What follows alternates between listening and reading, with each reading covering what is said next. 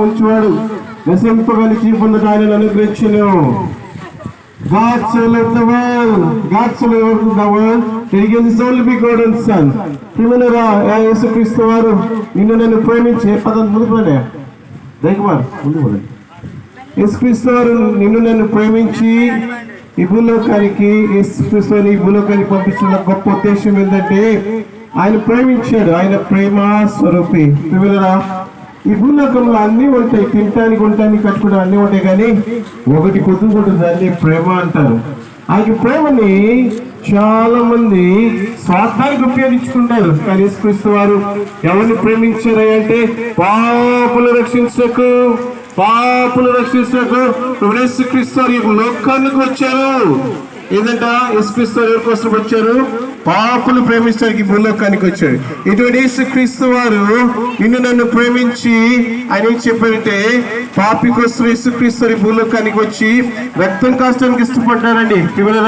ఎవరైనా మంచి వాళ్ళకి సాయం చేస్తారు, మంచి వాళ్ళకి డబ్బులు ఇస్తారు, మంచి వాళ్ళకి మరి ఎవరికి కావాలని ఇస్తారు, కానీ పాపిని ఎవరు ప్రేమిస్తారండి? పాపిని ప్రేమిస్తారు యేసుక్రీస్తు వారు ఇష్టపడ్డారండి. ప్రియములారా, అన్ని గ్రంథాలు రాయబడిన మాట దుష్ట శిక్షణ శిష్ట రక్షణ అంటే దుష్టుని శిక్షించాలా, మంచివారిని రక్షించాలా. ఎవరండి మంచివాడు? చెడు చూడలేదా, చెడు వినలేదా, చెడు కనలేదా? ఈ చెడు చేస్తున్న ప్రతి ఒక్క వ్యక్తి తను మంచివాడు అనుకుంటానికి మంచి పనులు చేస్తారు. ఏం చేస్తారండి? వస్త్రదానం, గోదానం, భూదానం, అన్నదానం, రక్తదానం, అన్ని దానాలు చేశారు. కానీ ఆ దేవుడు అంటారే అన్ని ఇచ్చావు, కానీ హృదయం మటుకు అది నీ దగ్గరే ఉంది. అందుకే చక్కటి మాట ఏమిటంటే హృదయం అన్నిటికంటే మోసకరమైనది, అది ఘోరమైన వ్యాధి కలిగినది, దాన్ని గ్రహించగలిగిన వాడు ఎవరు? ప్రియములారా, అరికాలు మొలుకొని నడినెత్తి వాటికి ఈ దినాన అనారోగ్యాలు ఉంటే చికిత్స చేయడానికి మందు ఉన్నది, కానీ హృదయానికి ఒక్కటి ఏం లేదు, మందు లేదు. కాబట్టి ఆ యొక్క మందు యేసుక్రీస్తు చికిత్స చేయదక్క మందు నీ దగ్గర లేదు, అది నా దగ్గర ఉంది. అందుకే యేసుక్రీస్తు ఏమనంటే నా దగ్గర ప్రయాసపడి భారం వచ్చిన వాళ్ళరా, నెమ్మది లేకుండా ఉన్న వాళ్ళరా, అనారోగ్యంతో ఉన్న వాళ్ళరా, అప్పులతో ఉన్న వాళ్ళరా, పీడ పిశాసులతో బాధపడుతున్న వాళ్ళరా, అంత జీవితంలో ఏ నెమ్మది లేకుండా వాళ్ళరా ఇష్టపడ్డారు. నా యొద్దకు వస్తే నీకు విశ్రాంతి, నెమ్మది, శాంతి, సంతోషం.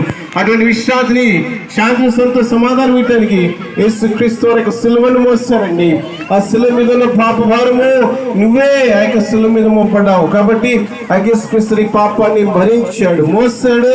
చెప్పాడు ఇదిగో నా రక్తము నీ కోసమే అన్నాడు. ఇటువంటి గొప్ప ప్రేమ చూపించిన దేవుడు నువ్వు ఏమి వినాసంలా, నీ డబ్బులతో, నీకు ఆస్తిపాస్తులు ఏం చెప్పాలా? మూడు మాటలు సూక్ష్మంలో మోక్ష యేసుప్రభువా నేను పాపిని చెప్పినట్లయితే హృదయపూర్వకంగా యేసుక్రీస్తు హృదయంలోకి వస్తాడు. నెమ్మది, ఆనందం, శాంతి, సంతోషం కావాలా నీకు? యేసుక్రీస్తు విశ్వాసం వచ్చు, అప్పుడు నీవు ఇంటి వరకు గొప్ప రక్షణ పొందు. దేవుడి వాక్యం నీకు దీవించును గాక.